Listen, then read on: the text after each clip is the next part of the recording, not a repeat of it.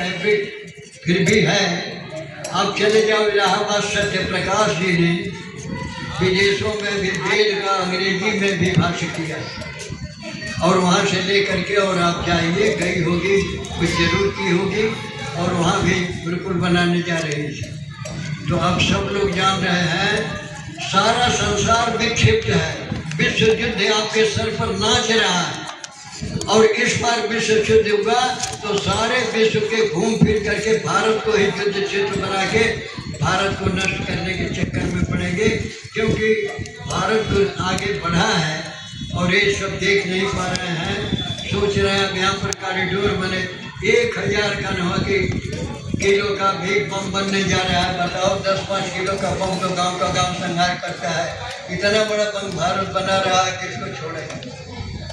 ये स्थिति आ रही है। इस वजह से सारे संसार है कि इसको करो नहीं तो इसकी टेक्नोलॉजी, इसी वेद की टेक्नोलॉजी कि जहाज पहले यहाँ बना, चलपल बाबू ने बॉम्बे में बना करके गया को उड़ाया और उसको उतार भी लिया शहीद, और उसी का पुर्जा उर्जा ले करके एक अनाव की कंपनी आई कि आपके पास पैसा नहीं है, हम कर लेंगे। कि कौन कंपनी है, ले जा करके तो आप हाँ अपने नाम से कर दिया। तो यहाँ भरत संहिता में, भरद्वाज संहिता में सैकड़ों प्रकार के जहाज हैं, जहाज के नियम है। आप सोचिए शूर्पणखा समुद्र लांग के कैसे आती थी, आकाश मार्ग से आती थी रावण के समय, और विभीषण भी राम से मिलने आकाश मार्ग से पंख लगी थी, एक छोटे छोटे जहाज थे और वहाँ से राक्षस भी आकर के भारत को परेशान करते। लेकिन वो तो राम ने निश्चरहीन करो मैं कर करके सबका सत्यानाश किया। राम खुद विश्व विमान पर बैठ करके अयोध्या आए, पूरी सेना को बैठा के। तो आप तो बहुत पहले से आपने खोया है, पाया नहीं, आगे नहीं बढ़े, पीछे गिरे। अपने जस को समझो और इसका कारण वेद है, वेद से दूर न जाओ। वेद से दूर जाओगे तो किसी प्रकार से कल्याण नहीं है। यज्ञ से दूर न जाओ, यज्ञ में श्रेष्ठ तमाम कर्म मनुष्य कर्म जो है, श्रेष्ठ कर्म से ही उसको श्रेष्ठ दुनिया मिली है और कल्याण भी होगा। इसलिए मानव जीवन को सफल बनाइए। इसीलिए बार बार आपको स्मरण दिलाने के लिए ये मंच लगाए जाते हैं। कोई इनका पास पैसा अधिक नहीं है, आप ही के पैसे से 150 लेकर के काम कर रहे हैं और इसमें भी योगदान आपको भरपूर देना चाहिए और भरपूर दे के जितना ही इसमें दीजिएगा, जितना ही यार समाज बढ़ेगा। ना देते हैं और मैं कहूँगा वर्गों से कि आप ही ले ले। चीजें हैं, ये आर्य समाज आर्य की सबसे बड़ी पहचान है। ये विद्यालय है, विद्या मंदिर है और मंदिर की चोटी जो होती है क्या होता है, यज्ञशाला होती है।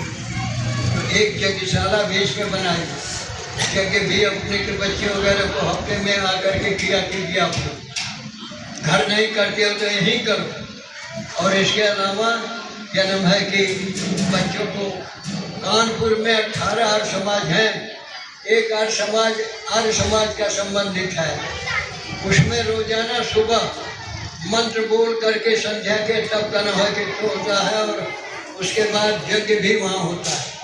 वहाँ उसमें लड़के इतने संस्कारित निकल रहे हैं कि उसमें एडमिशन के लिए मारा होता है। एडमिशन के लोग पहले ही से दौड़ करके जो भी पुष्पांजलि देते हैं। तो इसको ऐसा आदर्श स्कूल बनाइए कि यहाँ ये भी रहे और यज्ञ भी होता रहे, आपका भी कल्याण हो, आपके बच्चों का भी कल्याण हो। और सारी बात है वैदिक नियम से ही कल्याण होगा, दूसरा कोई विकल्प ही नहीं है दुनिया में कि आपका कल्याण कर सके। आप जब तक चेतेंगे नहीं, आत्मा और परमात्मा के मिलन से ही आपका कल्याण होगा। और एक वैदिक साहित्य और आध्यात्म अगर है तो भारत में साफ कहा है, वेदा हमेतम पुरुषम महांतम आदित्य बालम तम सब परस्तात् तुम्हें विदित्वा तुम्हें नान्य पंथा विदित रहना है। ये अज्ञान रूपी अंधकार जो आपको छाए हुए हैं, परमात्मा ये यज्ञ और होन और वेद प्रचार से ही जाएगा। जिस दिन इसका सूर्य उदय होगा उस दिन अंधेरा अपने से भाग जाएगा। सूर्य उगता है तो क्या हो गया, अंधेरा रुकता है क्या? अंधेरे ने परमात्मा प्रजापति जो किया कि सूर्य मुझे रहने नहीं देता, सूर्य बुलाएगा सबको रहने का अधिकार है, इसको क्यों नहीं रहने? आज तक इसने हमने इसका दर्शन नहीं किया, न रहने देने का क्या सवाल है? जहाँ सूर्य उदयगा वहाँ घेरा रहेगा।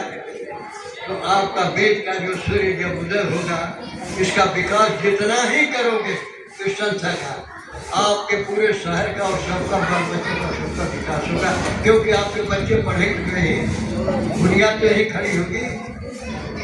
तो इसलिए इस बात का पूरा ध्यान दीजिए।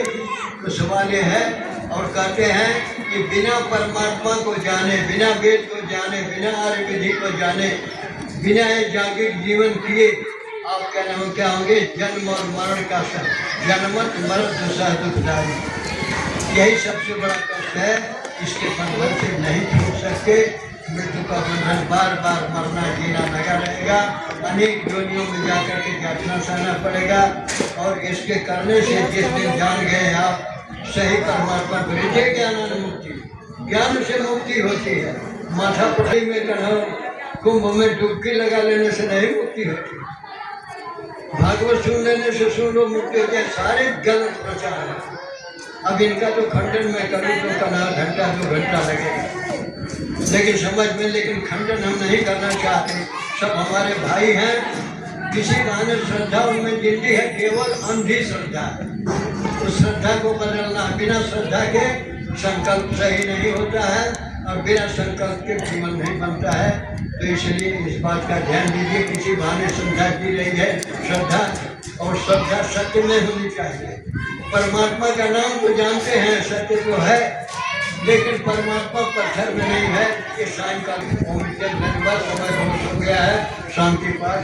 अब भोजन पानी करके तो बीच में थोड़ा दैविक कोप आ गया, तो इस वजह से आज दैविक चाहे कि हट जाए, लेकिन फिर वो पछताते हैं, कर तो देते हैं, दुख दे देते हैं, लेकिन कहते हैं कि इसको सबसे उत्तम बनाया, इसको दुख कैसे आ गया। बाद में फिर दिन दे दिया, तो इन्होंने कहा कि 1 घंटा बढ़ा दें। जब वो इतनी कृपा कर सकता है तो 1 घंटा तो ही बढ़ा दो। 3 बार तो प्रसाद खाया, कोई भूखा नहीं है। तो इस वजह से ये भी होगा। धन्यवाद, शांति। ओम देव शांति अंतरिक्षम शांति पृथ्वी शांतिराप शांतिरोषधया शांति वनस्पतयः शांतिर्विश्वेदेवा शांतिर्ब्रह्म शांतिः सर्वं शांतिरेव शांति सामा शांतिरेधि। ओम शांति शांति शांति। जो बोले तो भाई महाराज की, भारत माता की, देश के अमर शहीदों की, आर्य समाज, सब मेरी बाण, जिस बाण से महाराज पृथ्वीराज चौहान ने पृथ्वीराज का वध किया था,